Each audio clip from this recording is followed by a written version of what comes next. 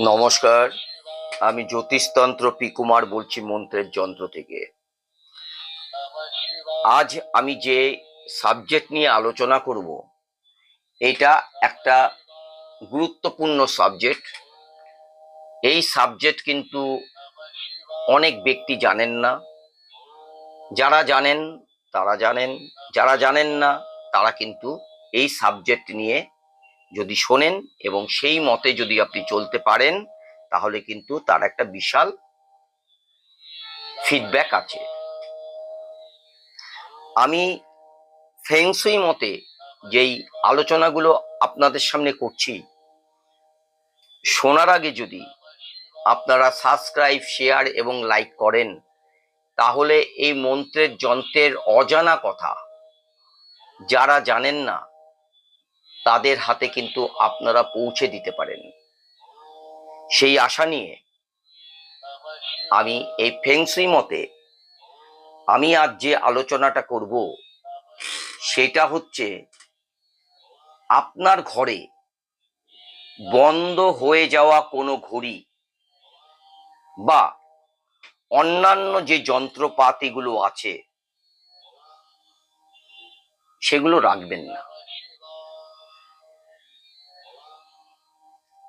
সেই ব্যাপারে কিন্তু আমি আলোচনা করছি। ধরুন, আপনার বাড়ির দেওয়ালে একটা ঘড়ি ঝুলছে, আপনি সুন্দরভাবে তার টাইম দেখছেন দিনের পর দিন, হঠাৎ ঘড়িটা ব্যাটারির অভাবে বা এমনি খারাপ হয়ে গেল। সেই ক্ষেত্রে কিন্তু আপনি ব্যাটারিটাও পাল্টাচ্ছেন না বা ঘড়িটাকেও কিন্তু আপনি মেরামত করছেন না। সেই কারণে আপনার কিন্তু জীবনে বা আপনার সাংসারিক জীবনে অনেক রকম কিন্তু ক্ষতি হতে পারে। বা শুধু দেওয়ালের ঘড়ি নয়, যেমন ধরুন হাত ঘড়ি। হাত ঘড়িও অনেক ব্যক্তির বন্ধ হয়ে গেছে, সেটা কোনো ড্রয়ারে রেখে দিয়েছে, সারাবো বলে দিনের পর দিন চলে যাচ্ছে।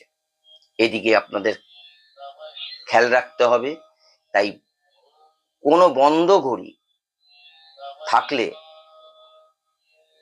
যত তাড়াতাড়ি সম্ভব তাকে কিন্তু সারিয়ে নেবেন, নচেত রিজেক্ট করে নতুন ঘড়ি সেখানে ব্যবহার করবেন।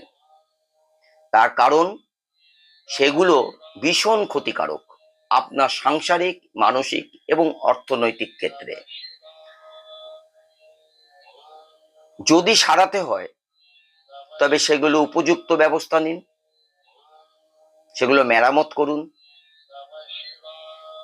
আর যদি সেটা ঠিক না হয় তাহলে সেটাকে ফেলে দিয়ে নতুন করুন। এটা শুধু ঘড়ির ক্ষেত্রে নয়। ধরুন, আপনার বাড়িতে একটা পাম্প আছে, ইলেকট্রনিক্স অনেক কিছু যন্ত্রপাতি কিন্তু আমরা আমাদের দৈনন্দিন জীবনে ব্যবহার করে থাকি। সেই ক্ষেত্রে যে কোনো যন্ত্রপাতি ক্ষেত্রেও যদি দেখেন বন্ধ হয়ে গেছে, সেটাকে যত সম্ভব তাড়াতাড়ি তৈরি করুন, মানে ঠিক করুন, নচেত নতুন আবার ঘরে নিয়ে আসুন, ওটাকে ফেলে দিন। যদি এগুলোকে রাখেন তাহলে দেখবেন আপনার সংসারে যেমন অর্থনৈতিক একটা ঝামেলায় আপনি পড়বেন, তেমন পড়বেন মান সম্মানে ঘাটতি, তেমন পড়বেন আপনার শারীরিক এবং মানসিক।